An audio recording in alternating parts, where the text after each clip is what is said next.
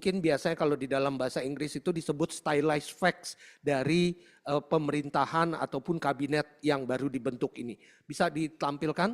Nah, jadi ada beberapa stylized facts mungkin yang bisa kita lihat dari kabinet merah putih ini. Yang pertama adalah ada 7 menteri koordinator.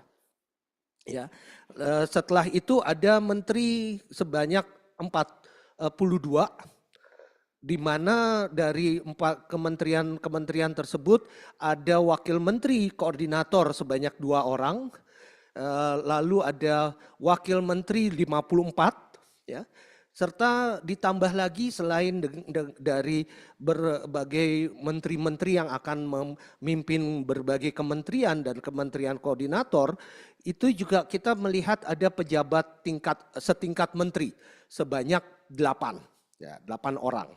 Dan ditambah lagi selain dengan pejabat setingkat menteri, kita juga melihat walaupun ini mungkin bukan anggota kabinet benar-benar yang akan ikut di dalam rapat kabinet ya, tetapi tetap berada di dalam pemerintahan yang baru ini, yaitu ada utusan khusus sebanyak 7 orang, penasehat khusus sebanyak 7 orang, staf khusus sebanyak 7 orang, serta badan baru sebanyak 5 yang akan melengkapi badan-badan yang sudah ada, yang memang sudah existing sebelumnya sebanyak 63 lainnya.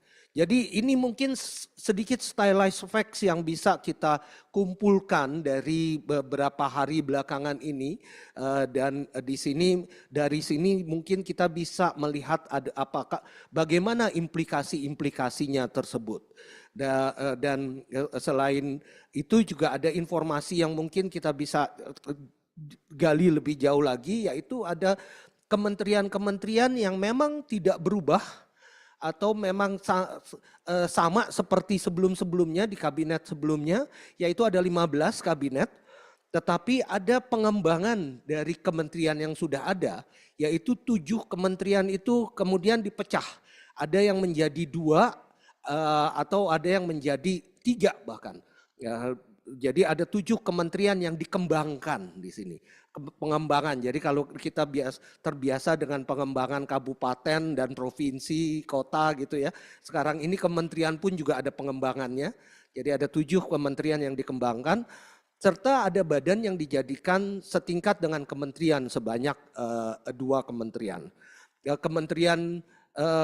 ada beberapa kementerian juga yang mempunyai wakil menteri yang lebih dari 1 orang. Ada yang punya wakil menteri sebanyak 3 orang bahkan.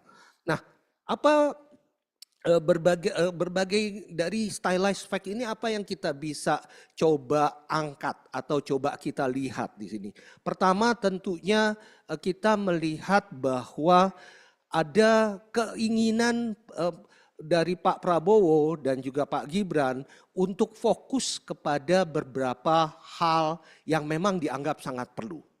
Contohnya adalah ada kementerian yang ditugaskan khusus untuk mengawal hilirisasi.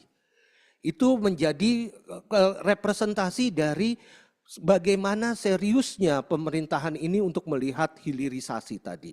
Ada badan yang khusus memang ditugaskan untuk mengawal proses ataupun program dari free meal ini, makan bergizi ya, makan bergizi gratis. Ya, jadi makan bergizi yang memang dikawal khusus oleh Badan Gizi.